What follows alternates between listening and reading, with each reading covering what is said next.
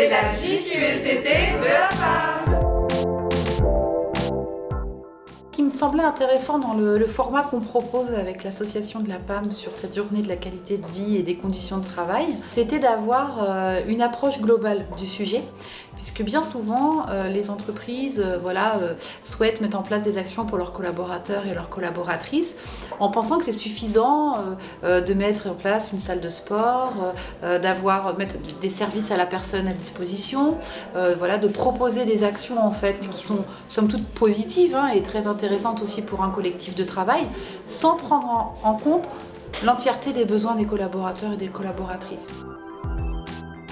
Les 10 ateliers proposés ont vraiment balayé finalement plein de champs différents autour de la qualité de vie et des conditions de travail. C'est une journée collaborative qui permet à ce qu'il y ait aussi un mélange de salariés de différentes entreprises avec la possibilité de partage d'expériences. On est sur une zone d'activité qui va de la TPE au grand groupe, qui fait la force de cette zone d'activité. C'est un sujet tellement riche et tellement vaste qui peut être traité à travers beaucoup de cas pratiques et très concrets. Je pense qu'on a tous besoin de ça dans un exercice de veille quelque part.